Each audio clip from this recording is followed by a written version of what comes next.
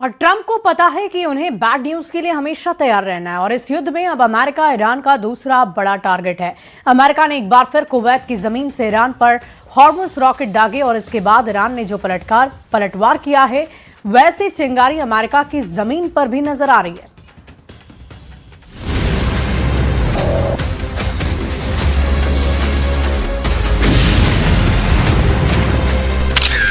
Camera number 1, camera number 2, camera number 3,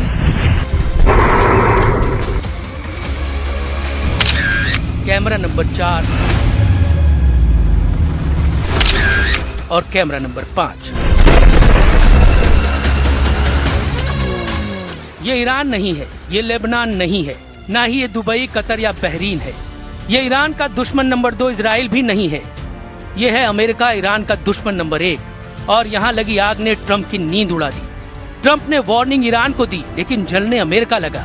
क्या हुआ? हादसा था या हमला हुआ? हमला हुआ तो पीछे कौन? ये सवाल पेंटागन को गश्त दिलाने के लिए काफी है। अमेरिका में देखे जा रहे ये वीडियो ट्रंप को ईरान और इजराइल में गिर रही मिसाइल की याद दिला रहे हैं। अमेरिका के राज्य टेक्सास में 23 मार्च को एक बड़ी तेल रिफाइनरी में धमाका हुआ और फिर आग की भयानक लपटें उठने लगी।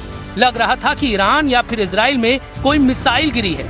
ये टेक्सास के पोर्ट ऑर्थर में वेलोरो रिफाइनरी है। धमाके में कोई घायल तो नहीं हुआ, लेकिन पूरे अमेरिका का दिलो दिमाग तस्वीरें देखकर झुलसने लगा।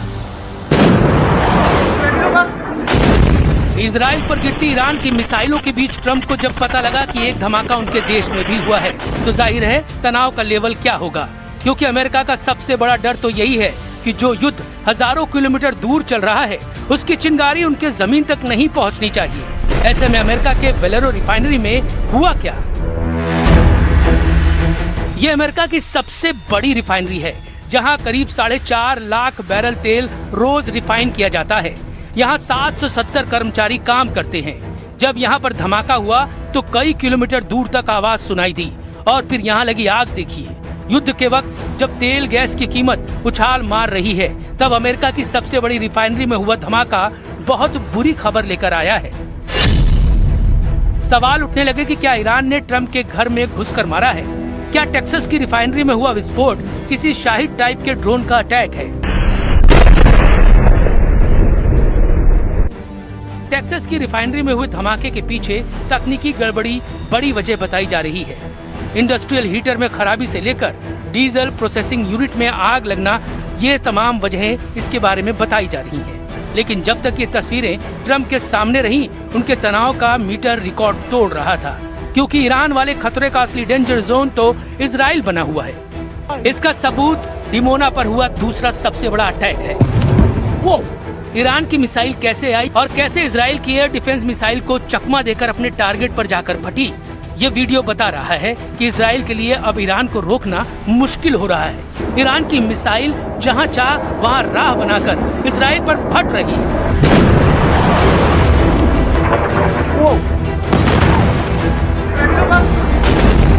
तेल अवीव में खुर्रम शहर मिसाइल ने बड़ा कहर मचाया है। इसके वीडियो वायरल हो रहे हैं। इजराइल किसी भी तरह इन तस्वीरों को रोकने की कोशिश कर रहा है, लेकिन तेल अवीव शहर के बीचों बीच हो रहे हमलों ने हाहाकार मचा दिया है। और तमाम दावों के बीच नेतन्याहू की सेना भी परेशान है कि आखिर ईरान के मिसाइल हमलों को कैसे रोका जाए, कैसे इस आग को बुझाया जाए। न्यूज 18 इंडिया की टीम पहुंची है टेल अवीव में ग्राउंड जीरो पर, उस जगह पर जहां पर ईरान के बैलिस्टिक मिसाइल ने तबाही मचाई। आप ये देख सकते हैं आप घरों का क्या हाल हुआ है यहाँ पे। हालांकि अभी भी रेस्क्यू ऑपरेशन की टीमें हैं, इजरायली डिफेंस फोर्सेस की टीमें हैं, पुलिस है और भी बाकी सारे वॉलंटियर ग्रुप्स हैं। तबाही बहुत ज्यादा इर्द गिर्द हुई है। जो भी घर थे वो तबाह हो गया, जो भी बिल्डिंग्स थी वो तबाह हो गई, शॉपिंग मॉल तबाह हो गए, गाड़ियां जलकर राख हुई है। ये देख सकते हैं आप जिस स्पॉट पे गाड़ियां थी जहां पे असल में ये अटैक हुआ, वहां पे भयानक तबाही हुई है।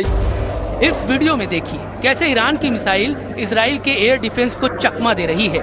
2 इंटरसेप्टर मिसाइल पलटवार करती हैं तो उनके बीच में ईरान की मिसाइल आराम से निकल जाती है। यानी आसमान में जिस मिसाइल को ईरान के हमले को नाकाम करना था, वैसी 2 मिसाइल भी ईरान के अटैक को रोक नहीं पाई।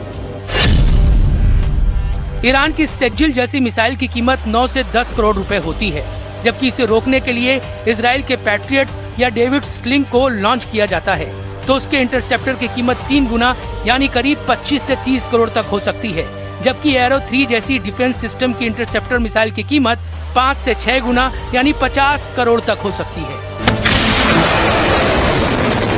इस बीच लेबनान में ईरान के साथी मिलिशिया हिजबुल्लाह ने एक वीडियो जारी किया और इस वीडियो में नसरअल्लाह ब्रिगेड ने अपने इरादे जाहिर कर दिए हैं। इस वीडियो में हिजबुल्लाह ने 2 मिसाइल दिखाई है, दोनों ही अमेरिका और इजराइल के लिए बहुत ज्यादा खतरनाक है। पहली है शॉर्ट रेंज बैलिस्टिक मिसाइल फतेह 110 और ईरान की बनाई हुई मिसाइल है और अब तकनीक मिलने के बाद हिजबुल्लाह ने भी ये मिसाइल तैयार की है। इस मिसाइल की रेंज 300 किलोमीटर है, इसलिए ये 75% इजराइल को कवर करती है। वहीं दूसरी मिसाइल है पावे, ये क्रूज मिसाइल है जिसकी रेंज 1600 किलोमीटर है।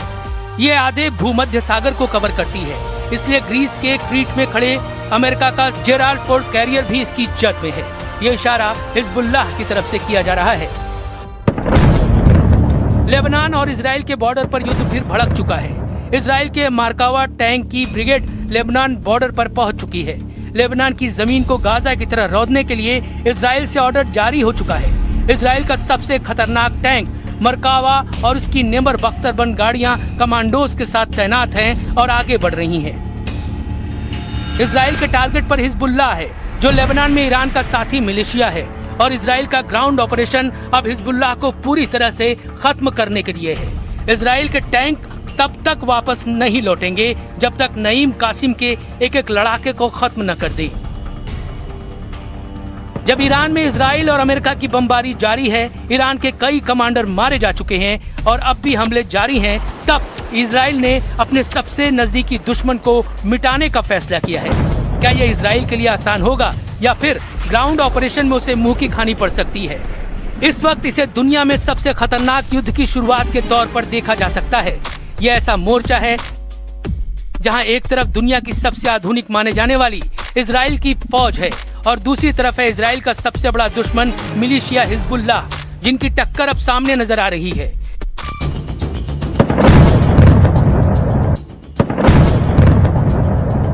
इजराइल की सेना ने ये वीडियो जारी किया है।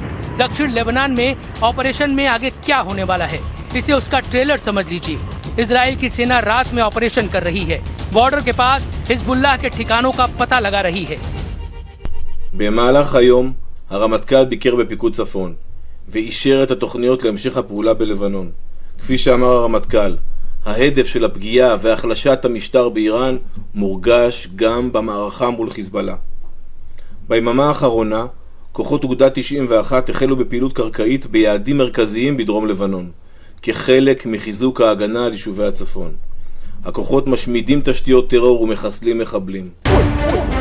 अपने पूर्व चीफ हसन नसरअल्लाह के दौर से ही हिजबुल्लाह ने बॉर्डर वाले इलाकों में इजराइल के खिलाफ टारगेट सेट किए हुए हैं। इजराइल से लंबी टक्कर और हथियारों के गोदामों पर हुए हमलों के बावजूद हिजबुल्लाह की रॉकेट फोर्स बरकरार है। उसकी तरफ से 10,000 रॉकेट वाली सुनामी किसी भी वक्त लॉन्च की जा सकती है। लेबनान और इजराइल के बीच ताजा हमलों के बाद आमने सामने की बड़ी जंग शुरू हो चुकी है। हिजबुल्लाह के टारगेट पर अब इजराइल के ऐसे मिलिट्री बेस हैं जिसकी नेतन्याहू को उम्मीद भी नहीं थी। इजराइल के जिन मिलिट्री बेस को खतरा है उनके बारे में जानने से पहले देखिए हिजबुल्लाह का रॉकेट गोदाम, जो हमास के मुकाबले 10 गुना ज्यादा पावरफुल बताया जाता है। इजराइल को डर है कि जब ईरान से युद्ध जीतना जरूरी है, तब लेबनान में बैठा मिलिशिया हिजबुल्लाह उसको बड़ा नुकसान पहुंचा सकता है। हिजबुल्लाह के लिए राजधानी तेल अवीव सबसे बड़ा टारगेट है। इसके अलावा हाइफा का बंदरगाह खतरे में है। अशदोद और अश्केलान भी हिजबुल्लाह की रेंज में है। बीर शेबा शहर को भी हिजबुल्लाह अपने रॉकेट रेंज में कवर करता है। इजराइल के लिए हिजबुल्लाह बड़ी चुनौती है। उसके हथियार छीनने की सभी कोशिशें नाकाम हुई हैं। ये इजराइल की डिमांड भी है और अमेरिका की भी। लेकिन बेरूत में धमाकों से घिर चुके हिजबुल्लाह ने फिर से इजराइल पर पलटवार शुरू कर दिया है। हिजबुल्लाह ने बार बार कहा कि उनसे उनके हथियार कोई नहीं छीन सकता। फिलहाल समीकरण ये है कि हिजबुल्लाह एक मिलिशिया है, जबकि इजराइल के पास भारी भरकम और बहुत ही आधुनिक फौज है। और ईरान के साथ साथ अब इजराइल लेबनान का बॉर्डर भी नेतन्याहू के लिए बहुत खतरनाक वॉर जोन बन चुका है।